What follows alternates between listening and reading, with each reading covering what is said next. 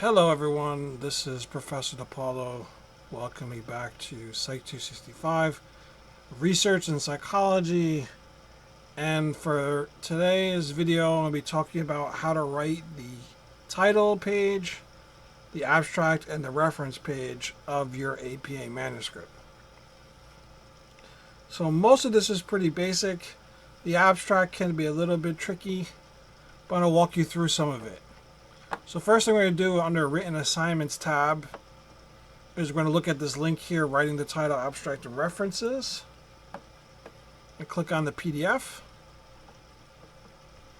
And this is going to give you the format for the title page, the abstract, and the references. So for the title page, the first thing we have to think of is what the title of our manuscript's going to be. And it should be less than 12 words, it's got to be descriptive of your study, but not overly long, right? And there's a wide variety of ways we can go with this particular manuscript, which is on social connectedness. So let me open up Microsoft Word here, and I'll show you the formatting in more detail.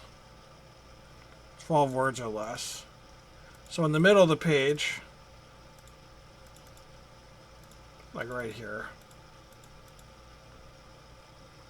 here's the middle of the page. So a little bit above the middle of the page, I like to start with the full title.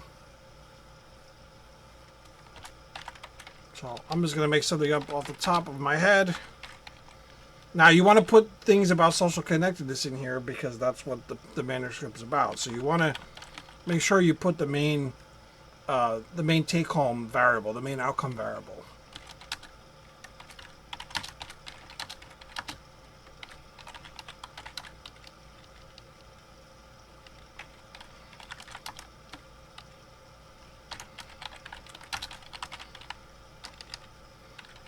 And let me put down academic performance. Wow, I'm struggling here typing.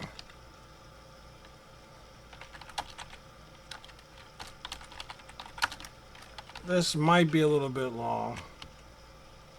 1, 2, 3, 4, 5, 6, 7, 8, 9, 10, 11. Yeah, it's about the length you want to go. So you want around 12 words or less. You don't want anything longer than this. Social connectedness is role in physical, mental health, and academic performance. It's a little bit wordy. It's not great. The first letter of all the major words should be capitalized here, so you don't need to actually capitalize its physical, mental health, and academic performance. That looks fine. You should come up. Let's get rid of the apostrophe so it looks better. It's not it is, it's. Social connectedness and its role in physical, mental health, and academic performance. Not a wonderful title. It's okay. Right? I can get rid of some of these words if I want to change it. I could do something like this. Social connectedness, physical, mental health, and academic performance. I don't know if that's better. These are not great titles, but they're acceptable. You should come up with a title that's not exactly what I'm showing you here. I'm just giving you sort of ideas that I'm putting in the major variables into the title. So if a reader reads this title, they know what the study's about, right? This should also be centered. So you want to center it like that. And it should be 12-point font. I don't like Aptos. I don't know why it keeps going to Aptos. Let's do Arial. Arial's fine. A little bit above the halfway point of the paper, of the title page. So you see this a little bit above the halfway point. That's where you should start. Now below this, you're going to put your name. Now when I send in a manuscript, I always put my degree here. Let me capitalize the P. Typing is not my friend here. Right? And the university or the affiliation, institutional affiliation.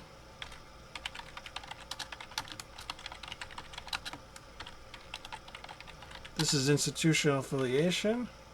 If I want to write CUNY, I can. And the reason why I tend to write City University of New York is if I tell people I'm from Borough of Manhattan Community College, some people outside of New York don't know where that is. They don't associate New York City as Manhattan, and they're like, "Oh, where is that?" And I'm like, "New York City," and they're like, "Oh, okay, yeah," but they're not familiar with BMCC or Borough of Manhattan Community College. Once I say City University of New York, they kind of understand more. So I tend to write that as part of the affiliation. Do not abbreviate. Don't write BMCC because no one knows what that is. Don't write CUNY because they still won't understand what CUNY is. So I like to write it out here. And that's it. For the title part, there's a couple of additional things we got to do here. But the major part of the title page is done. You do not need to write the date. You do not need to write Professor DePaulo as I'm the professor. It's your name and your institutional affiliation. Now, to finish this title page up, I need to put a short title on the top. So the short title is the first few words of your full title. So I'm just going to do social connectedness.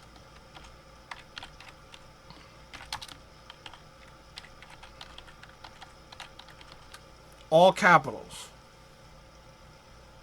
That's my short title, the first few words of the full title. Now, in the past, we used to have to write the word running ahead before the short title up here. The APA 7th edition has removed the requirement of putting the words running head in there. So we don't need to put the words running head in the top of in the header here before the short title. So we used to have to write running head : this. But now that's completely optional, and some journals don't even want you to write that anymore. It's been changed, so we get rid of the words running head. Just write the short title, the first few words of the main title here. But we also need to have a page number in the top right header here. So there should be an option here where we're doing page number. It says page number, add page number, top of page. And I want it like this. I want it all the way to the right. And this is Microsoft Word. You could probably find the same thing in Google Docs. Oh, so when I put the page number, it killed my title here, so you're going to have to fix that. So let's do that.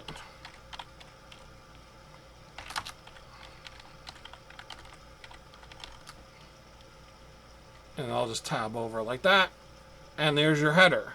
So this is in the header. Short title, the first few words of the full title, and the page number, starting at 1 for the title page. And we're done. You finished that. All your subsequent pages should have a page number in them. Right, so if I keep spacing, it'll go to page 2, and I'll have the same header, but I'll have page 2 here, right? So that should be all your pages with a page number in the top right header, and the short title in the top left header. So that is the title page, very basic. Capitalize all the major words here, right? And then the short title and the page number. And your name and your institutional affiliation. Now let's move on to the next part, which is the abstract.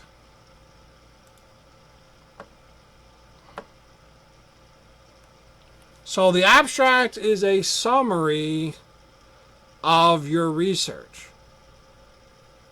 It should be about 150 words, sometimes a little bit longer, 200 words, but no longer than that. Every journal has a different requirement, so it depends on the journal you're submitting to. But they will tell you abstract needs to be this way. 150 words, 200 words, 250 words, but generally it's around 150 words.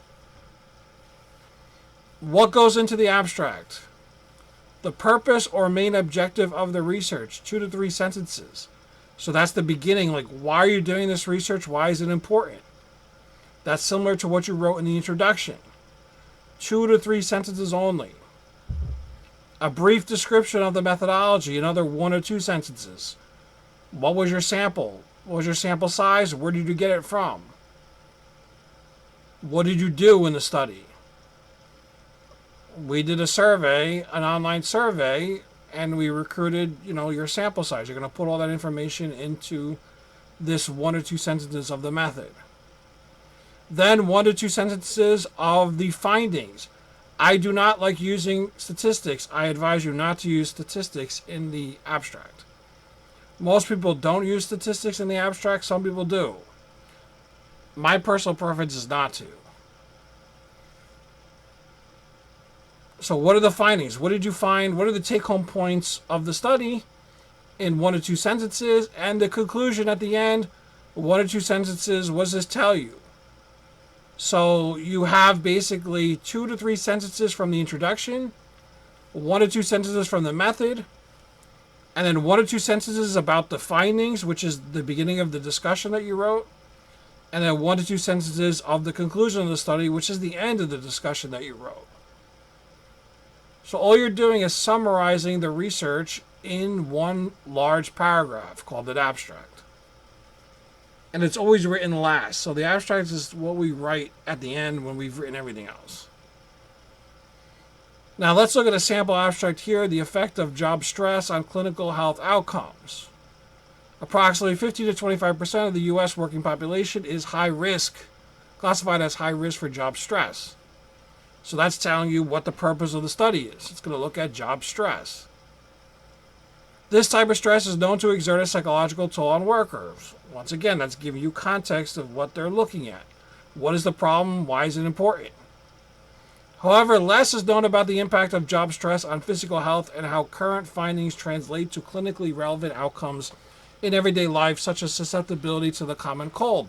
So this is more focused here. So you can see that we're starting out with this very broad, what is the topic? Why is it important? And by the 3rd sentence here, we're narrowing it down to susceptibility to the common cold because that's what we're studying. So those first 2 or 3 sentences that you're going to write are going to introduce the problem and describe why it's important. And that's the stuff you have in your introduction already. So you don't need to copy and paste for your introduction. You can just basically summarize your introduction in these 3 sentences. Now we're going to start the methodology here, as you see in the next sentence. In an ongoing daily diary study, 68 adults, 37 females, completed measures of job stress and upper respiratory infection symptoms every day for 8 weeks. That one sentence describes their methodology. If you need a second sentence, you can use a second sentence. But these 1 to 2 sentences describe the methodology of the study. Our methodology is an online survey that looked at social connectedness and relevant health outcomes, both mental and physical health outcomes.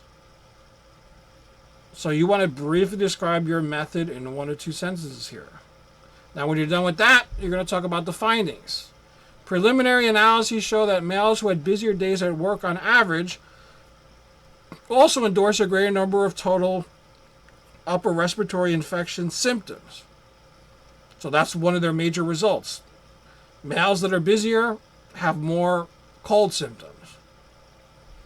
Additionally, males who reported lower perceived job security and less supervisor support were sick with upper respiratory infections on more days across the study than those with greater job security and supervisor support. So that's another important part of their findings. Not just males that are busier, but also males that have low job security and less supervisor support, which means they're very stressed. They're very busy and they're very stressed employees, and they happen to have higher rates of upper respiratory infection symptoms. Among females, endorsing more busy days, whether at work or home, was associated with greater endorsement of URI, upper respiratory infection symptoms. So with women, it was just how busy they are. It wasn't really about the social support and job security and supervisor support. It was just how busy they were, whether it's at work or at home. So those 3 sentences summarize the findings of the study. So you need 2 to 3 sentences on the findings of our class study on social connectedness. And then the take-home point in 1 or 2 sentences is here. The findings expand our understanding of the links between job stress and immune functioning by elucidating effects on a clinically relevant health outcome. So that's the conclusion of the study. So as you can see here, we have 3 sentences for the objective of the study. We have one sentence on the method. We have 3 sentences on the findings, the results. And we have 1 sentence here to conclude. So you got to fit it in this general pattern, in 150 words or less preferred. Sometimes you can go over 150. It really depends on the journal. Most journals don't want you to go too much over 150 words because they don't have enough space to print all the studies they want to print. It's expensive. So they want to keep their journal articles shorter. So there is a space requirement a lot of times when you're submitting a publication, and they tell you exactly how long the abstract should be. But it's about 150 words on average. So that's the hardest part of this assignment, is the abstract. That takes a little bit of time to put together. The rest of it should be basic. The title page I showed you, 5 minutes. Now I'm going to show you the reference page. So I provided you formatting for the reference section in APA style. Also, double space this abstract when you submit it. It should be all double spaced. And the abstract should start on its own page. So at the top, you're going to have the word abstract, right? It's going to be on page 2. You're going to start with abstract.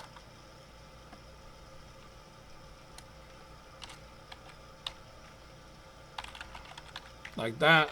Spell it right. And then you're going to write your abstract right below here as one big block of text, double spaced. You don't need to indent the abstract. It's just a solid paragraph, double spaced, 150 words or less.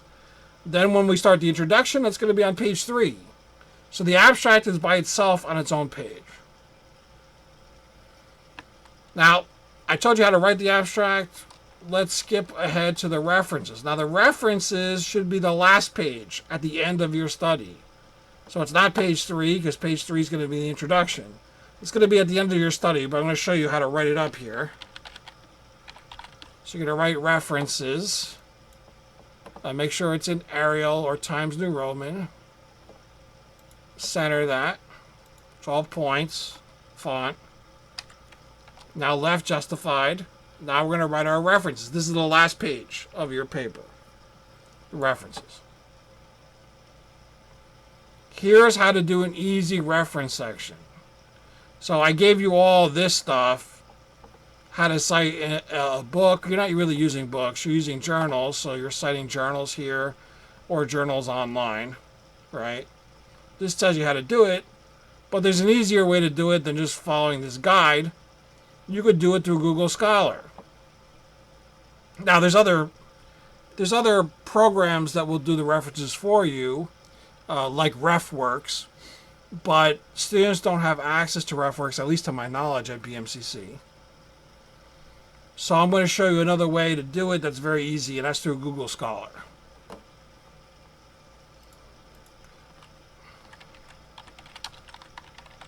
So I just type in Google Scholar.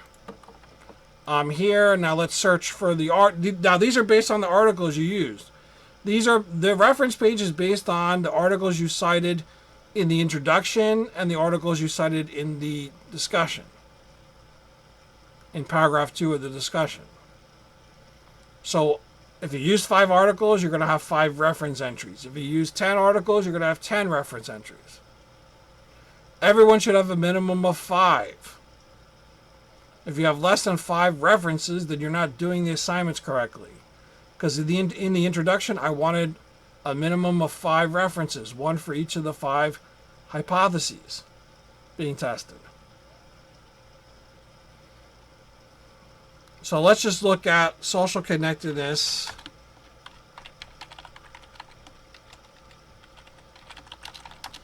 and we'll do life satisfaction. That was the first hypothesis.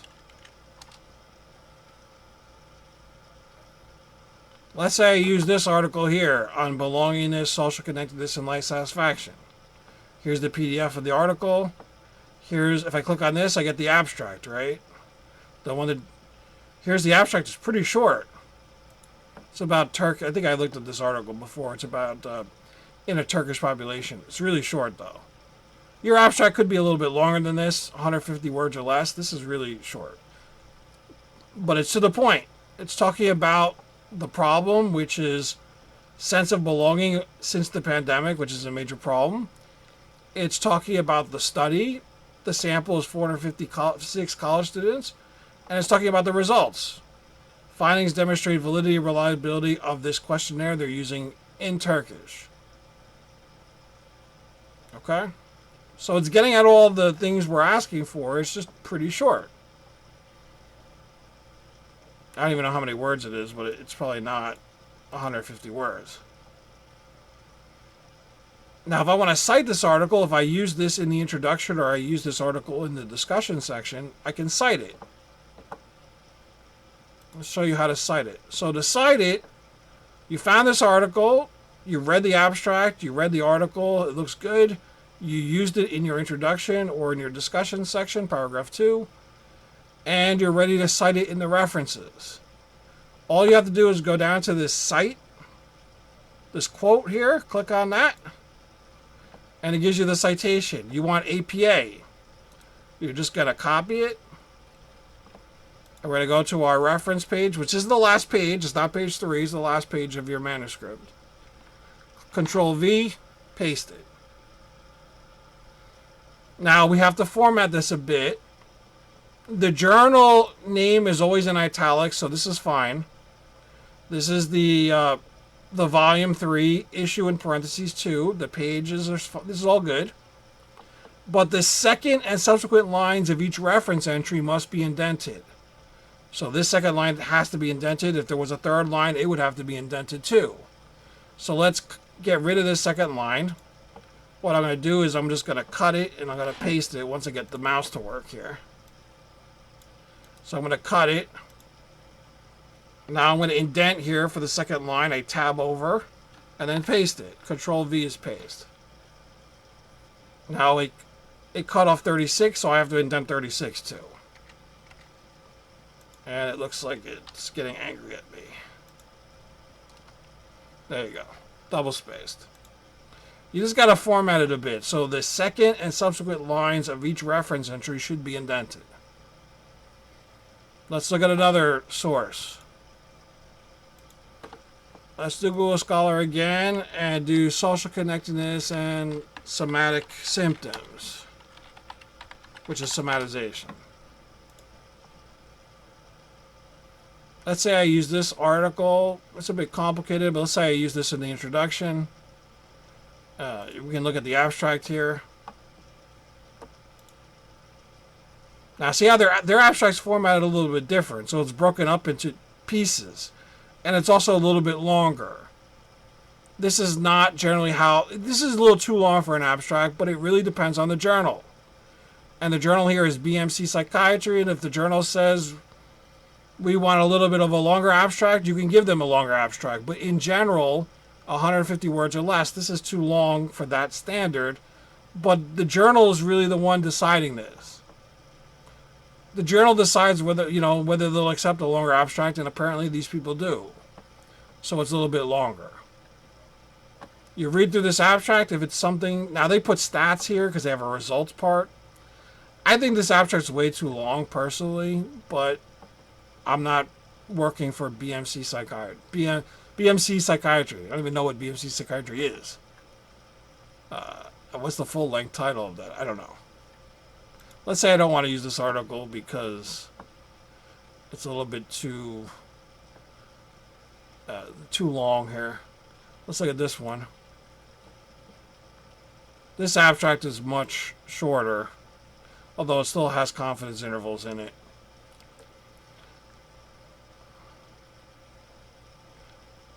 This is nature satisfaction. So this is not about life satisfaction. We want life satisfaction. We want social connectedness and somatization, I should say. There's chronic illness. This is about somatic symptoms here too. This is a dissertation.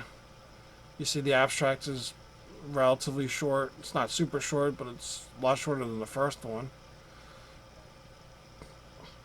Social connectedness was a strong predictor of depression. So I'd be better off not about somatization. They have a part here about somatization, though.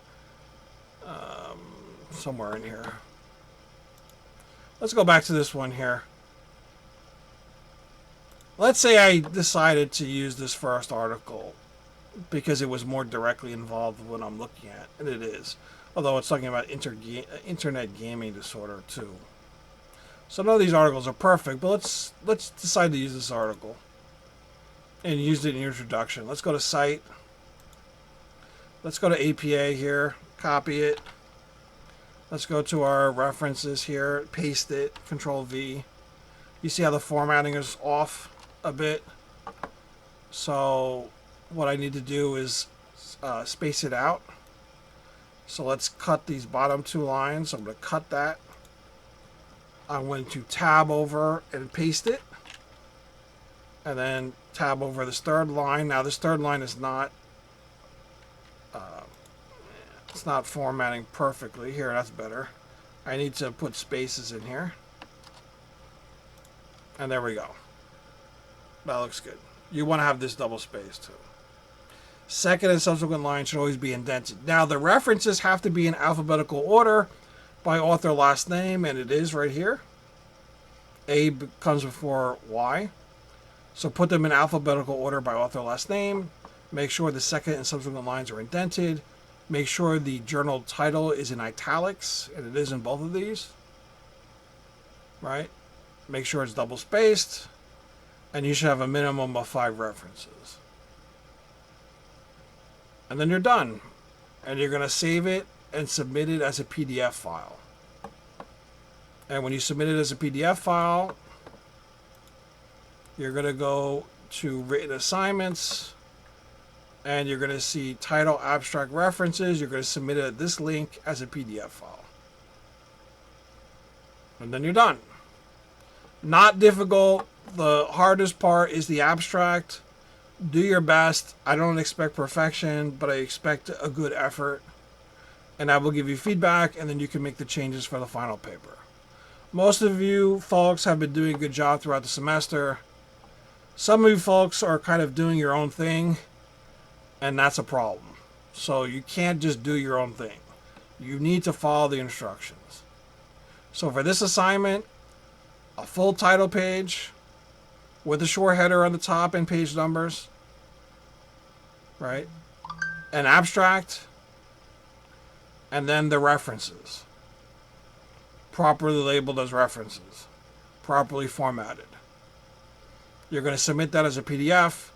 I'm going to give you feedback. You're going to make changes for the final paper. And that's it. You're done. So if you have any questions, feel free to email me. I always answer my emails within a day, so a lot of times less than a day. If you need to meet on Zoom, I have office hours on Fridays, Friday afternoons.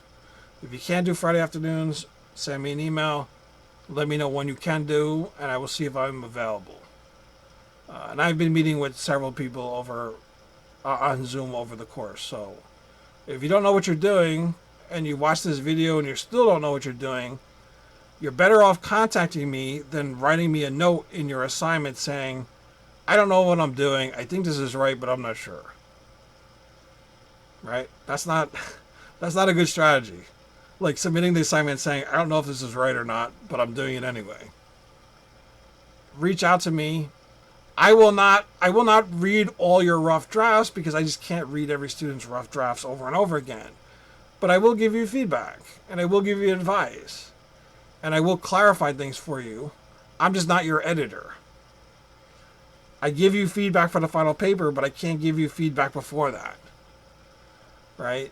But if you have questions about what needs to go into the draft or how to write something, let me know. Drop me a line. Otherwise, I think everybody's following it and there's no problems. And then when I come to read them, a lot of them are good, but then some of these submissions are just not what I asked for.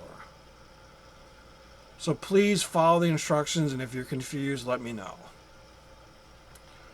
Okay, folks, that should be the last writing assignment, except for the final paper. So there will be no more videos on these assignments, but if you need any help, please reach out to me. Hope you're doing well. If you have anything about the questions about the course, reach out to me. And thank you for watching, and I look forward to reading these next week. Bye for now.